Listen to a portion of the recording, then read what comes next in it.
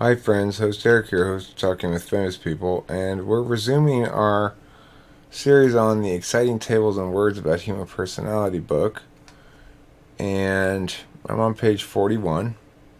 This stuff is debate stuff, but it does link back into the cognitive function, which is why I introduce it here. Let's get a little background music going here as well. It's always a good idea. Arguments, functions, and frames.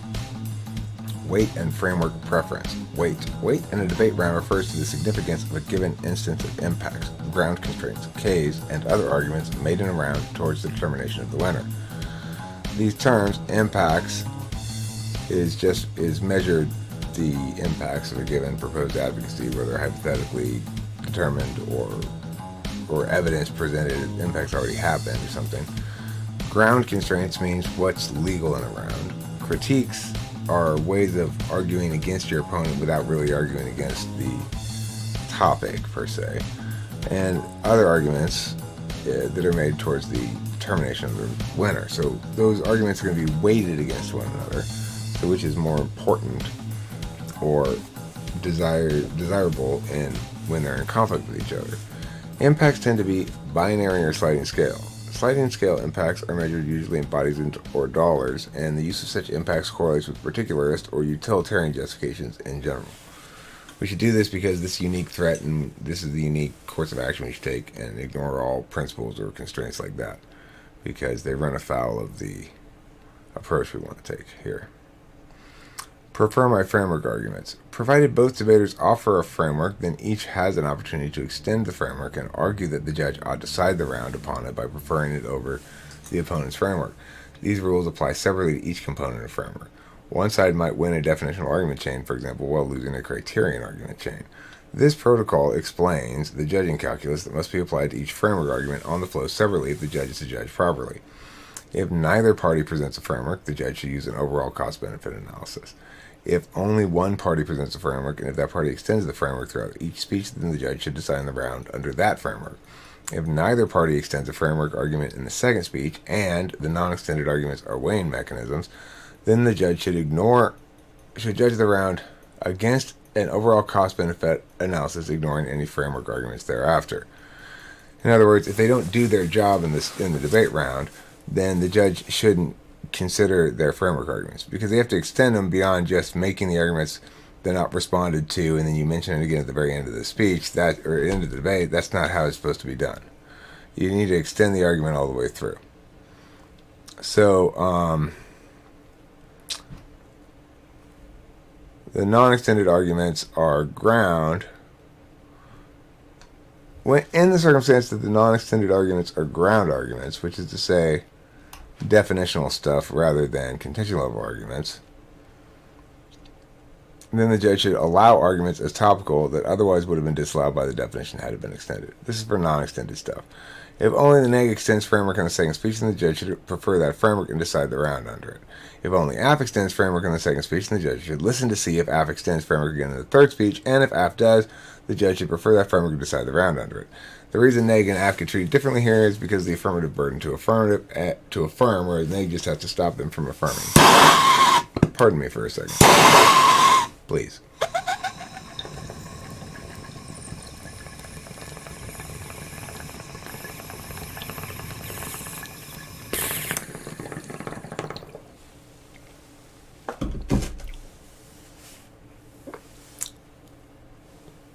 If both AF and neg extend through all speeches, then the judge should first decide if one debater won under both frameworks. If so, that's the one. If Joe says rights, Bob says util, and Joe wins under both rights and util, that guy's the winner. Doesn't matter. If each debater won under one framework and lost the other, then the judge should first decide the argument change of prefer my framework arguments that each side made. If each side wins its own prefer my framework arguments, then the judge should weigh the two sets of prefer my framework arguments against each other and decide the round under the framework of the debater who has a stronger prefer my framework arguments. Note, it's possible to win under your opponent's framework, lose under your own, win the PMF arguments, and thus lose the round. So, that's pretty debate jargony and pretty probably hard to follow for the lay person who's not familiar with debate stuff, but if you read that again or go over it again or something, it tells you how to understand framework from a debate context, which really helps understand framework in other contexts as well. Arguments and their implied frames. Arguments about singularity, preferability over exclusive alternatives, conclusive argumentation, irreducible truths, claims to attain finality are NI frames of argument. High ceiling potential for much greater impacts than known approaches, claims to attain magnitude, bypass disadvantages, etc. by originality and cleverness of idea, then that's an NE frame for an argument. FI, harm prevention and remediation are the kind of arguments FI is going to be making. Relates to the status quo intention, assumes solvency, claims to do the morally obvious. What that means is we've got to do something, and if you don't want to do something, then that means you're bad. And also, the way the status quo is wrong.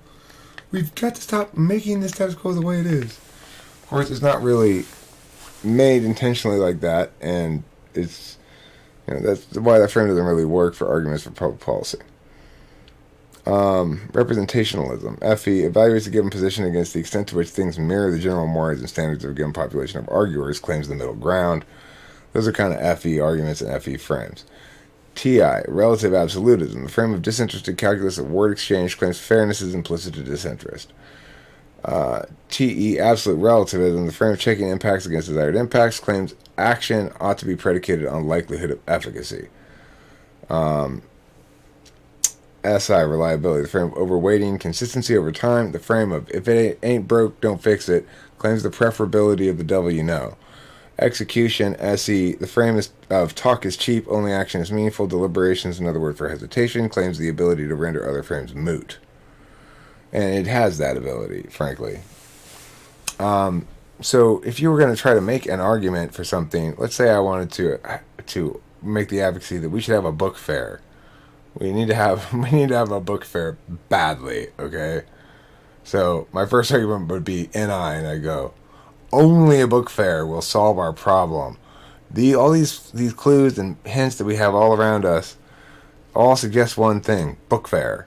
If we have a book fair, we're going to solve all of our problems, and it's the key. And now is the tipping point. If we don't have a book fair, it's just going to go to hell in a handbasket. Originality. A book fair is the greatest, most original idea anybody's ever had. Because why? Normally you think a book fair is not a very original idea, but now in this day and age, when the things are so digital, book fair is much more original. Plus, we've never had one here before, so people are going to just be like, wow, book fair. FI would be like, you guys, little Johnny Stevens, who has cancer, really wants us to have a book fair. And we've got to have it for him because the status quo is he doesn't have a book fair, and the only reason they don't have a book fair is because you guys hate people with cancer. Representationalism, FE. Okay, look, these other cities all around us have book fairs. We got to have a book fair too. Otherwise, we're falling behind comparatively. And besides which, you're trying to say no book fair. You're trying to say super massive, like, library projects. Let's just have a goddamn book fair. It's the middle ground. Relative absolute TI, frame of disinterested calculus would be just like, well, we don't need to have a book fair. But if you're going to argue in favor of a book fair, you'd say something like, our city charter guarantees that the citizenry will be enabled by the redirection of their civic dollars towards public education projects to enable them to read what they want to read when they want to read it. And so this is logically consistent with that, and we ought to fulfill the charter assigned duties in order to attain this outcome that's predetermined here by this charter. TE would go, if we want smarter kids and we want to make sure that our kids have an advantage over the other kids in the other cities, we've got to have a goddamn book fair. Whatever else we do, we've got to have that book fair. Reliability, SI. Okay, look, this is something that people do.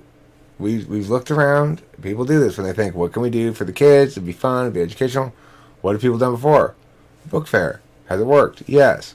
Why? It's reliable. We know book fairs. We know what they are. We know what we can expect. We know what we don't have to expect. We're not going to expect to see any dragons. Not live ones. We're not going to expect to see any pornography. Why? It's a book fair. It's not a pornography fair. We know what to expect. It's good. Let's do that. And then SE thinks, look, we just got to do shit. All right, we got this money. Let's do something with it. It's civic money. Let's do something. Book fair. The first thing that came to mind, so let's just do it. Doesn't matter what. Stop talking about it. Let's just goddamn do the goddamn book fair. How's it going to buy books? Just do it. So you can see how you could make these kind of arguments that correlate with these things for any kind of a round, including the book fair debate, which is always a heated one. Always terribly a heated debate. You know, people get so upset about book fairs that I think it's responsible for nearly 40% of deaths in America. Book fair related arguments. Implicit frames. An argument in a debate round, like any verbalized argument, carries with it the frame that can be inferred from that argument. Wow, that sounds fancy, Eric. For example, if I say we should exercise to keep our hearts healthy, one implicit frame, a set of facts the statement presupposes are not in any dispute, is that maintaining heart health is good. In that instance, probably that is in fact not in any dispute. Maintaining heart health is good seems to be something that most people would say, yeah, that makes sense. And at least it's better than damaging your heart's health in some intentional fashion or even an unintentional one. The above statement uses numbers 3 and 6 from the table below as implicit frames. It might be the table above. Preventing harm is good. Yeah, it's the table above. Once it is established that harm is prevented, the worthiness of doing so is not questioned. The other implicit frame presumes the reasons linked to studies or data is more filled with poop than and more reliable than personal experience in determining matters of one's own health and body. Every argument carries one or more of these implicit frames or values. Explicit frames are those articulated as such. To articulate an explicit frame is to argue by the implicit value of relative absolutism. So in other words, if you're arguing explicit frames, then you're using TI, basically. We set the status of Z as X for the purposes of this debate round, and thus needn't ever consider within the event of the debate whether something Z might actually have the status not X, because it's defined as X for the purposes of the round. This is so because such violates the implicit frame in which the discourse occurs, that of relative absolutism, in which a given claim carries with it the burden of its meanings. In other words, if we agree to call Z by the status of X, then we are both stuck with the implications thereof. Of course, our opponents can set their own statuses that differ from ours, and the debate then involves which of the conflicting statuses ought to be preferred and why. This answer is determined by way of a disinterested calculus of the argumentation actually made in the round. How many unsaid but obvious things might suggest to a third-party judge that reality differs from the reality described by the determinate arguments on the chains? It doesn't matter how many. But that should say. Well, I'm in viewing mode. I keep forgetting that. Where statuses are exclusive, only one will win the chain. And the evaluation to that doesn't check against the physical world. We determine who wins against other arguments made, not against anything else, including unspoken arguments, facts not argued, consensus out of the round, or personal opinion, or even the objective truth. Such is the engine of relative absolutism. The physicalities are relatives, words subject to contextually specific definition. The meanings are absolute within a frame and sticky beyond it in time. This book displays an implicit and somewhat explicit frame of relative absolutism. This work rejects empirics in favor of reason and argues that legitimacy of doing ideational work of this sort is at least equal to that of empirical research and substantiation. To many people, particularly those expressive of an absolute relativism frame, this sounds crazy. To such people, it's abjectly anti-intellectual to not concede the superiority of peer-reviewed, double-blind, empirically supported, heavily hedged conclusions. To negate the primacy of such is to negate science itself, and that's crazy. But it's not, though, is the thing. And if you'll excuse me a moment, let me pull this bong rip. Well, see, he's pulling the bong rip. That means he can't be trusted. He's not reliable because he's a drug addict, blah, blah, blah, blah. That would, again, not be...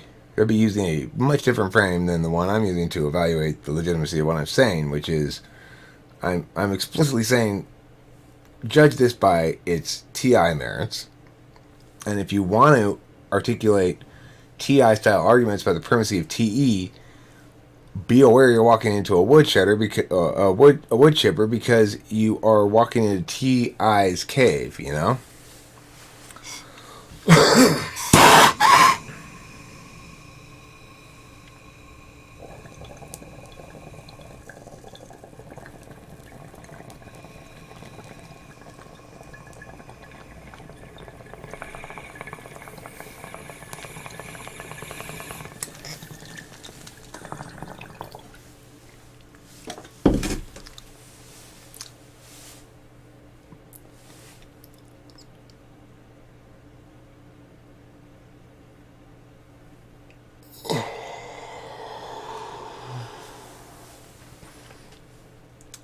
Let's look a little bit more at these frames. Harm prevention and remediation. The key aspect of this frame to note for argumentational purposes is that it assumes both the need to act, the legitimacy act, and the efficacy of the action. The presence of suffering or perceived suffering is sufficient to prompt action, and those who don't ascribe to this understanding are guilty of callous disregard, active ill will, or some fundamental character flaw that leaves them unable to comprehend the significance of suffering. That's how, say, ESFPs, ENFPs, well, less ESFPs and more like ENFPs most of all, are likely to understand the world. It's not true, of course, but, you know. Execution. Execution as an implicit frame doesn't manifest a lot in competitive debate, but it does in life. Many are those who'd prefer not to have to justify what they do. After all, doing is 9/10 of the law, or something like that. The execution frame assumes that if you aren't hesitant, if you know how to pull the trigger, you'll be fine. So those are some things there. Let's look at this page 2. Singularity. So this goes over each of these frames, and I'll tell you the cognitive function name again too. And let me see what the time is on this video. I'll just do this page and I'll be done with this video.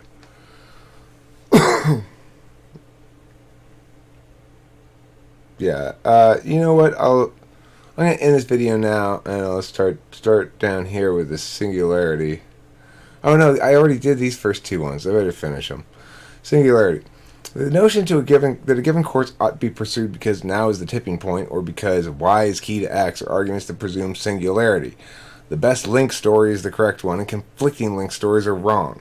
In reality, most impacts in complex systems can't be causally reduced. Singularity prefers determinate answers and complete explanations that resonate as true. Thus, another manifestation of this frame is the rejecting of multi-pronged approaches, workaround solutions, or the operating in a state of imperfect conclusion. Frames of singularity are part and parcel of criteria. When debaters say, Judge, X is the most important impact in the round, they expect all parties to accept the implicit frame of singularity as preferable to reaching conclusion.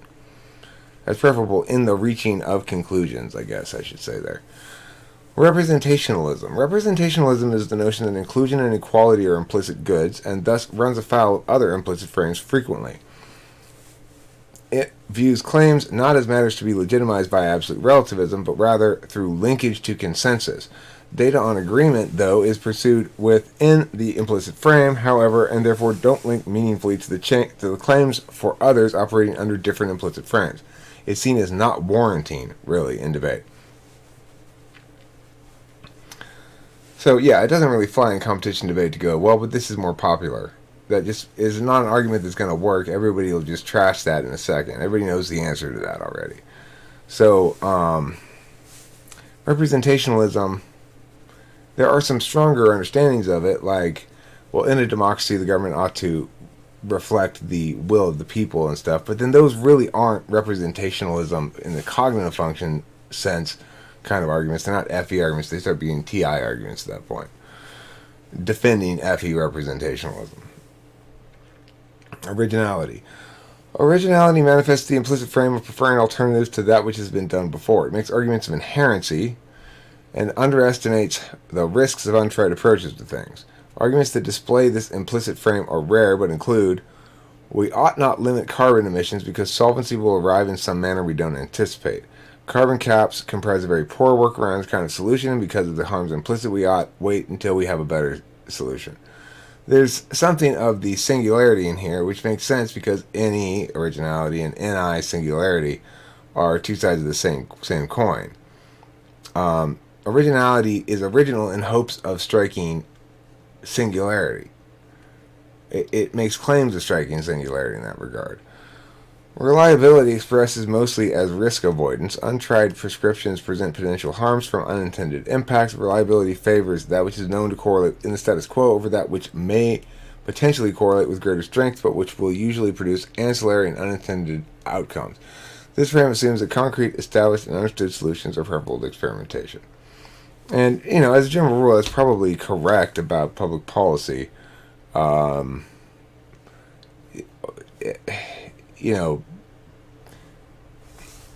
In the most general and least applicable sense.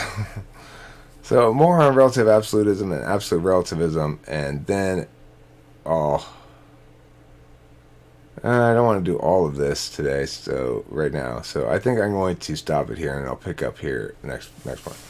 All right, so those are the frames, except for the relative absolutism and absolute relativism, which are the two main frames in debate and in dispute about cognitive functions or anything else, really, which are more or less a empirics or logic-based criterion, which I'll get into next time.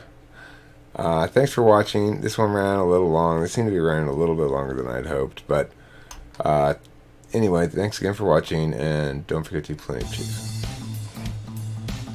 And here's some background music for you. I got this coffee circuit. I didn't have any coffee left. Any of the coffee things. So I got like this much coffee.